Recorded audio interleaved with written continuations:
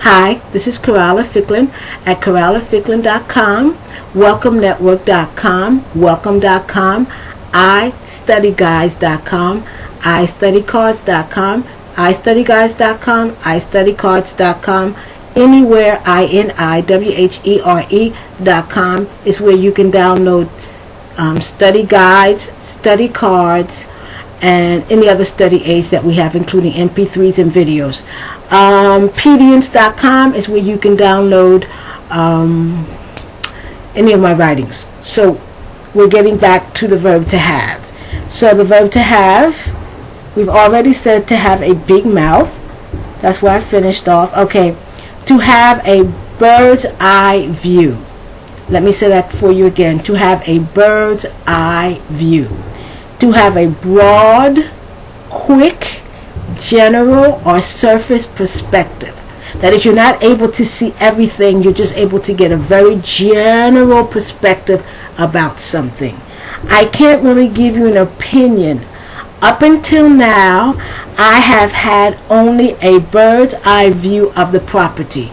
So I've only seen it in general, very surface. So things can look okay on the surface, but only until you get into detail do you know how things really are. Okay. To have a black eye. Now, you can literally have, well, you don't literally have a black eye, because if someone, boom, punches you in the eye, there's a bruise that forms around here. In English, that's called to have a black eye. I know, for example, in Spanish, I think the air is purple.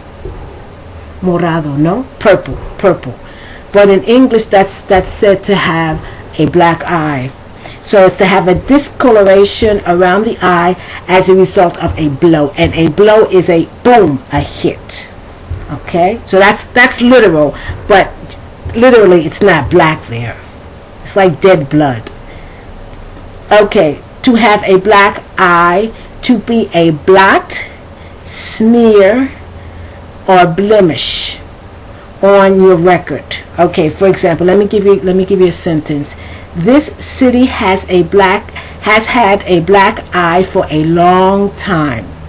Inner city ghettos are something to be very ashamed of. So, for example, if you go to certain cities in the United States, and if you go in one area, it's very nice, very friendly, blah, blah, blah. You go to another area, and it looks like a bombed out place that's been at war. And that area is considered a black eye because it makes the rest of the city look bad. It looks bad. Okay. To have a bone to pick.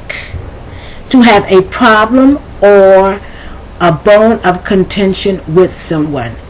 So if I say to you, have I done something to you? Because it seems like you're angry at me, okay? So I say, have I done something to you?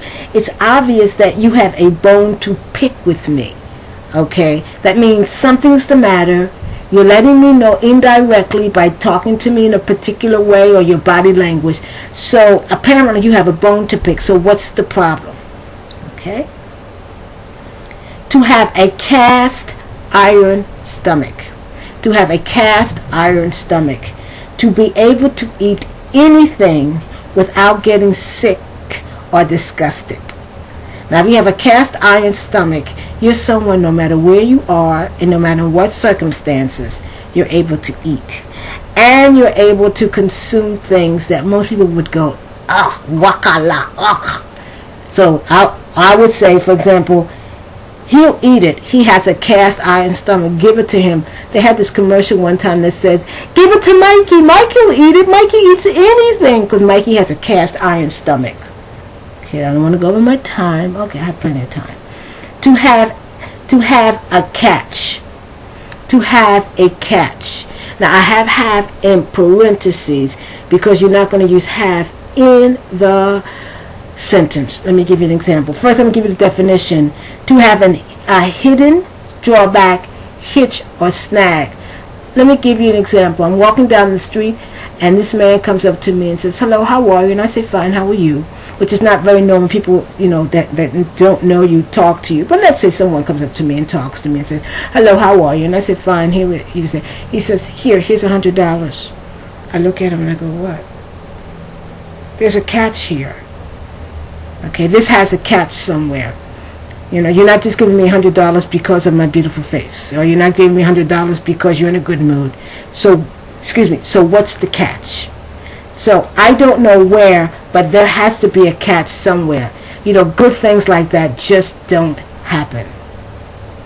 They just don't happen. So I'll say, there's a catch.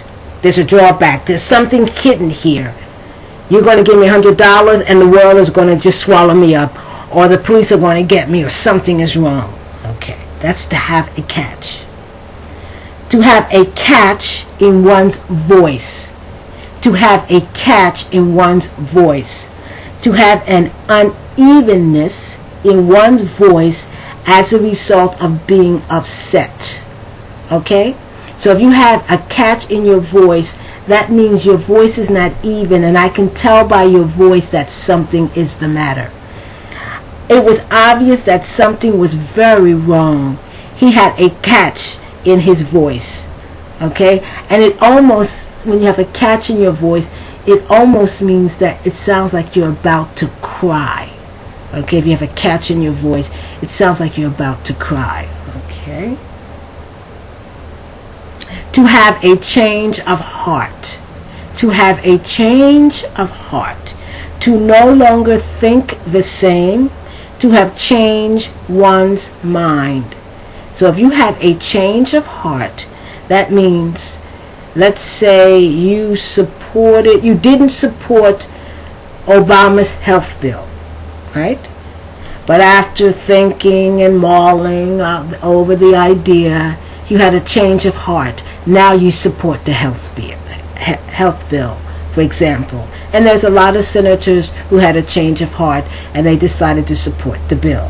No, I'm not contradicting myself. I just had a change of heart. So I changed my mind because I saw more information, and then I said, well, why not? To have a chink in one's armor. To have a chink in one's armor. To have a fatal or major flaw.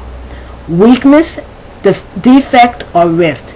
So if you have a chink in your armor, that means I have found out that you are not as perfect, which is, who's perfect? But you're not as good as I thought you were. You can also say you have a, feet of clay.